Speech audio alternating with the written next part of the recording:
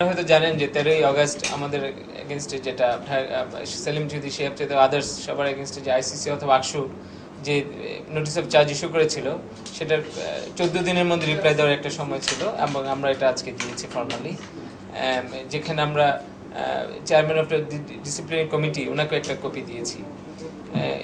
এখানে আমরা অবশ্যই আমরা ডিনাই করেছি আমাদের এগেনস্টে যে এলিগেশনগুলো আসছে অন মেরিট, এবং সেই সাথে আমরা এটাও প্রশ্ন করেছি যে আদৌ আকসু এবং আইসিসির কোনো অথরিটি আছে কিনা আমাদেরকে নোটিস অফ চার্জ অথবা প্রভিশনাল সাসপেন্ড করার ব্যাপারে, ইম্পোজিশন প্রভিশনাল সাসপেনশন, এই ব্যাপারে আমাদের আদৌ অথরিটি আছে কিনা। কারণ ওনারা ফলো করেছে বিসিবির anti corruption code. BCB anti corruption কোডে বাংলাদেশের লোকেই, বিসিবি অ্যাপয়েন্টেড লোকেই এই নোটিস অফ চার্জ ইস্যু করার কথা। অবশ্যই বাইরের কোনো অথরিটি অথবা আকসু অথবা আইসিসি এটা করতে পারে না আমরা মনে করে থাকি। এবং আরও একটি ব্যাপার যেটা আপনারা হয়তো এটা সাধারণ একটা উদাহরণ দিয়ে বুঝবেন, ইন্টারপোল অথবা এফবিআই কখনো বাংলাদেশের কারো এগেনস্টে চার্জশিট দিতে পারবে না, বাংলাদেশের চার্জশিট দিতে পারবে বাংলাদেশের পুলিশকে। এটাই হলে আমাদের মূল আর্গুমেন্ট যে আদৌ ওনাদের অথরিটি আছে কিনা, এইটাই আমরা কোশ্চেন তুলেছি। এবং আমরা বলতে চাচ্ছি যে আমাদের যদি আদৌ কোনো আমাদের এলিগেশন থেকে থাকে সেটা প্রপার অথরিটি আমাদের এগেনস্টে বলুক, আমরা ট্রায়াল ফেস করব এবং আমরা কনফিডেন্ট যে আমরা আদৌ কোনো অপরাধ করিনি এবং আমরা অবশ্যই জানি যে আমরা ইনোসেন্ট, আমরা প্রুফ করতে পারবো। না, ওরা রিপোর্ট জমা দেন, ওরা নোটিস অফ চার্জও আমাদেরকে ইস্যু করছে, ICC in the paid of ICC issue করছে, এটা বিসিবির পেড ইস্যু হয় নাই।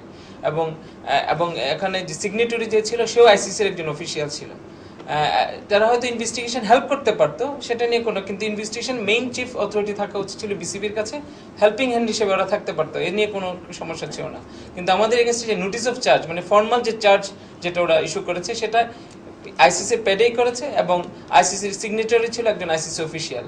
অবভিয়াসলি আপনারা অবশ্যই বুঝতে পারতেছেন যেটা এটা বিসিবি অ্যাপয়েন্টেড অফিসিয়াল হিসেবে এটা ট্রিট করা যাবে না। এবং আমাদের বিসিবি কোডে আইসিসির একটা সেপারেট রুল ওখানে বলাই আছে আইসিসি কি করণীয়, এবং একই ব্যক্তি দুইটা রোল প্লে করতে পারে না, একজনকে এক একটা রোল প্লে করতে হবে। এবং অবশ্যই আইসিসি পারে সহায়তা করতে পারবে, কিন্তু সে নিজে মেইন লিড নিতে পারবে না, এটাই আমাদের বক্তব্য। এবং আমাদের অভিযোগ কারোর বিরুদ্ধে না, আমাদের কথা হলো যে এটা প্রপার প্রসিডিওর ফলো হয় নাই এবং আমাদেরকে প্রপার প্রসিডিওর ফলো করুক। এবং আমরা অবভিয়াসলি এটাও ঠিক যে অন মেরিটও আমাদের এলিগেশন আমরা ডিনাই করেছি যে আমরা আদৌ এই ধরনের কোনো কাজের সাথে সম্পৃক্ত নাই। এবং ওদের নোটিস অফ চার্জ, আরেকটা ভালো কথা, ওদের নোটিস অফ চার্জে আমরা কোনো ফাইন্যান্সিয়াল গেইন হয়েছে কিনা সেটাও কিন্তু কোনো স্পেসিফিক কিছু বলে দেওয়া নাই। এবং নোটিস অফ চার্জ তো অবশ্যই কনফিডেন্সিয়াল, এটা আপনারা তো দেখবেন না, কিন্তু এই নোটিস অফ চার্জ যদি কেউ পড়ে থাকে, সাধারণ মানুষের যদি পড়ে থাকে, তাহলে সেও বুঝতে পারবে এটা খুব তাড়াহুড়া করে এবং খুব অগোছালোভাবে একটা নোটিস অফ চার্জ আমাদের এগেনস্ট ইস্যু করা হয়েছে, যেটা কোনো আসলে কোনো ভিত্তি নাই, কোনো মেটেরিয়ালস নাই এটার ভিতরে। আপনার এগেইনস্টে চার্জগুলো কি ছিল? এটা তো এই ট্রায়াল ম্যাটারস। আজকে আপনারা অ্যাপিলটা কার কাছে? আমরা সবাই কাছেই করেছি। আমরা আমরা আইসিসির কাছে একটা রিপোর্ট জমা দিয়েছি 14 আমাদের বক্তব্যটা। আমরা বিসিবি প্রেসিডেন্টের কাছে দিয়েছি একটা কপি আমরা চেয়ারম্যান অফ ডিসিপ্লিনারি প্যানেল, যেহেতু এখন আরবিট্রেশন এখনো ট্রাইব্যুনাল গঠন হয়নি, চেয়ারম্যান অফ ডিসিপ্লিনারি প্যানেল যে তাকেও একটা কপি আমরা দিয়েছি। আইসিসিকে দিয়েছি বাই মেল, আর ওই অন্য দুজনকে আমরা যারা বাংলাদেশে অবস্থান করে তাদেরকে আমরা হার্ড কপি বিসিবির অফিসে পৌঁছে দিয়েছি। না, আইসিসিকে দিয়েছি আমরা বাই মেল, ইমেইলে, আর অন্য দুজনকে আমরা হার্ড কপি দিয়েছি, যেহেতু বাংলাদেশে ওনারা অবস্থান করেন। কোনো ইস্যু নিয়ে আমরা এই মুহূর্তে কোনো বক্তব্য দিতে চাচ্ছি না, যেহেতু আমাদের সামনে ট্রায়াল ম্যাটার্স রয়ে গেছে। আমরা বলতে চাচ্ছি এতটুকু যে এখানে প্রসিডিউরাল ইরেগুলারিটিস আছে। সিও আমাদেরকে হেল্প চেয়েছিলেন যে কোনো লয়ার দিয়ে তাকে হেল্প করা যায় কিনা। আমরা একটা লয়ারের নাম তাকে বলে দিচ্ছি এবং উনি ওনার সোর্সে তার সাথে যোগাযোগ করে সেইভাবে রিপ্লাই দিচ্ছে। এর বেশি কিছু সিও কি আপনারা আইনি সহায়তায় হেল্প করছেন? আপনাদের যে আইনি সহায়তা না, আমরা হেল্প বলতে আমরা হয়তো লয়ার কয়েকজনের নাম দিতে বলছে, আমরা কয়েকজনের নাম দিয়ে টেলিফোন নাম্বার আর অ্যাড্রেস তাকে দিয়ে দিয়েছি এবং হি কন্ট্যাক্ট উইথ দ্যাটস লয়ার, কোনো একজনের সাথে হয়তো করে তারা তাদের মতো করে দিচ্ছে। এর বেশি কিছু। অন্য কোনো প্লেয়ারদের ক্ষেত্রে কি আপনারা এই ধরনের হেল্প দিচ্ছেন? আমাদের কাছে যদি কেউ চায় অবশ্যই আমরা দেবো, আমাদের কাছে সেভাবে কেউ চায়নি। টোটালটা যেহেতু ঢাকা গ্ল্যাডিয়েটরসের সিইও না, অবশ্যই আমাদের কাছে কেউ চাইলে আমার প্লেয়ার যদি আমার কাছে হেল্প চায় আমার ক্লাবের, আমি ডেফিনেটলি করবো। যদি কেউ চায়। সিও চেয়েছে আমরা তাদেরকে পার্টিকুলার কিছু লয়ার আমাদের বলছি এবং ভালো তুমি যোগাযোগ করতে পারো, তার নাম্বার টেলিফোন নাম্বার ইত্যাদি দিয়েছে এবং সে তার ওয়েতে যোগাযোগ করছে, করে সেভাবে রিপ্লাই দিচ্ছে, তাই তো? আমি হ্যাঁ, এখানে আসলে চার্জগুলো আসলে ব্যক্তি নামে হয়, কোনো আসলে ঢাকা গ্ল্যাডিয়েটর্স অথবা কোনো ফোরাম এভাবে আসবে না, এখানে ব্যক্তি নামে হয়। প্রত্যেকটা ব্যক্তি আলাদা আলাদা ইন্ডিভিজুয়ালি রেসপন্সিবল এবং লায়াবল, সুতরাং তাকে ব্যক্তিগতভাবে এটার রিপ্লাই দিতে হবে। এবং উনি যেটা বলতে চাচ্ছেন, আসলে আমার যেটা ধারণা, উনি কিছু লয়ার, যেহেতু উনি ফরেন পার্সোনাল, বিদেশি দেশের লোক না, উনি কয়েকটা লয়ারের নাম রেফার করছে, তার মধ্যে হয়তো উনি ওদের মধ্যে একজনকে নিতে পারেন, অথবা উনি অন্য কাউকেও নিতে পারেন হয়তো আইনি সহায়তা নেওয়ার ব্যাপারে।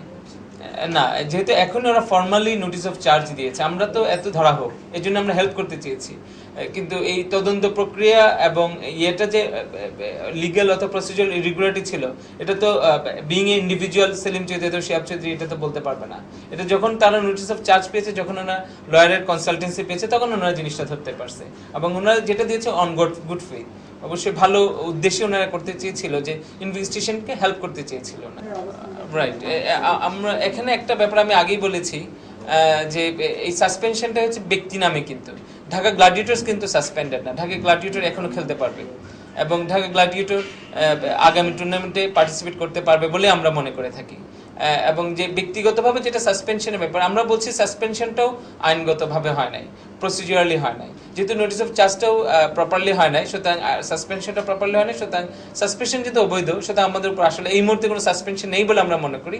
এবং সেই তথ্যটি আমরা আসলে চেয়ারম্যান অফ দ্য ডিসিপ্লিনারি প্যানেলের কাছে এই জিনিসটি আমরা জানতে চেয়েছি, যে আমাদের এই যেহেতু প্রসিডিউর যে আমাদের কাছে এলিগেশন আসছে তারই আসলে এখতিয়ার নাই, সুতরাং এই জিনিসটা সলভ হোক আগে, দেন আমাদের সাসপেনশন অথবা আদার্স জিনিসগুলা প্রপারলি সলভ করা হবে পরে। না, আমরা জবাব দিয়েছি পুরো ইয়ারও, কিন্তু আমরা দুই ভাগে জবাবটা দিয়েছি। একটা ভাগ দিয়েছি আমাদের কাছে যে স্পেসিফিক এলিগেশনগুলো ওনারা আনার চেষ্টা করেছে, সেটার অন মেরিট আমরা রিপ্লাই দিয়েছি এবং আমরা ডিনায়াল করেছি যে আমরা এগুলোর সাথে সম্পৃক্ত নয়, সেটাও কিন্তু আমরা দিয়েছি। সেই সাথে আবার এটাও বলেছি আমরা ইন এডিশন, যে আসলে আইসিসি অথবা আকসু তো আইসিসির একটা ইউনিট, আইসিসি অথবা আকসুর আদৌ কতটুকু এখতিয়ার আছে আমাদের এগেইনস্টে এলিগেশন আনার, অথবা বাংলাদেশের ইন্টারনাল ডোমেস্টিক ম্যাচের ব্যাপারে ইন্টারনাল ইয়েতে কতটুকু ইনভেস্টিগেশন সহায়তা সে করতে পারে, কিন্তু লিড নিয়ে সে ইনভেস্টিগেশন করা এবং notice of charge, formal notice of charge issue করার ব্যাপারে তার সেই এখতিয়ারটা নিয়ে আমরা প্রশ্ন তুলেছি। জবাব দিলেন, আবার আপনারা আছে তাকে আপনি আনসার দিচ্ছেন কেন? আমরা এটা আসলে আমরা আনসার দিচ্ছি যেহেতু এটা বিসিবি এখানে ইনভলভ, এবং আমরা সেজন্য এই আনসারের কপিটা আমরা তিনজনকে দিচ্ছি, সেম আনসার, যে BCB president, chairman of the disciplinary panel এবং আইসিসি আকসু, কারণ তাকেও তো জানতে হবে তার আসলে এখতিয়ার আছে কি নেই। এবং আমরা এটাই আগে, এজন্যই আমরা ওখানে আমরা এটা রিকোয়েস্ট করেছি আগে এটা সলভ হোক, যে আদৌ তোমার এখতিয়ার আছে কিনা, দেন আমাদের অন্যান্য ইস্যুজে তোমরা এখানে ইয়া করতে পারো। প্রশ্নটা হচ্ছে যার এখতিয়ার নেই, এখতিয়ার নিয়ে আপনাদের প্রশ্ন। রাইট, না তারপরে মেরিট তো যেহেতু এলিগেশন আছে, মেরিটের রিপ্লাই আমরা তো দিতেই হবে, এবং যেহেতু এটা মেরিটের রিপ্লাই যদি আমরা না দিই, তাহলে তো বলবে শুধু মেরিটের রিপ্লাই না দিয়ে ওরা ইয়ে করলো। তারা আপনাদের মেরিটের রিপ্লাই অনুযায়ী যে কোনো ধরনের সিদ্ধান্তে যেতে পারে, যেহেতু আপনারা রিপ্লাই দিয়েছেন। আমরা চাচ্ছি যে বাংলাদেশে যে কোনো ট্রায়াল ফেস করতে আমাদের কোনো আপত্তি নেই, আমাদের কোনো আপত্তি নেই, কারণ আমরা জানি আমরা ইনোসেন্ট, সুতরাং আমরা ট্রায়াল ফেস করতে রাজি, কিন্তু আমরা নোটিস অফ চার্জের ইস্যুয়েন্সটা এবং suspension of the profession, imposition of the professional suspension, এটার এখতিয়ার নিয়ে শুধু প্রশ্ন তুলেছি। আচ্ছা, আপনি একটু কেন আমাদের ঘরোয়া আমি আবার বলেছি যে ঢাকা গ্ল্যাডিয়েটর্স তো অনেক ইন্ডিভিজুয়াল একজন, হ্যাঁ যে কোনো ব্যক্তি, আপনি তো এই মুহূর্তে জানেন না, আপনি তো সাধারণ ব্যক্তি হিসাবে বলতে পারবেন না আপনার সাথে পক্ষে অথবা বিপক্ষে কি লিগ্যাল রাইটস গুলো আছে। না, এখন যেহেতু ফর্মাল চার্জ এনেছে এবং সে তখন ওনার আইনি সহায়তা নিয়েছে, তখন একজন লয়ার বলতে পারছে এটা প্রসিডিউর এই ফল্টি আছে কিনা। আকসু আমরা এখনো ওয়েলকাম করি এজ এ ইনভেস্টিগেশন সহায়তাকারী হিসাবে, আমরা বলছি না যে আকসু আসতে পারবে না, আকসু আসুক, কিন্তু আকসু ফর্মালি লিড নিতে পারবে না এবং সে নোটিস অফ চার্জ ইস্যু করতে পারবে না, এটাই আমরা বলতে চাচ্ছি।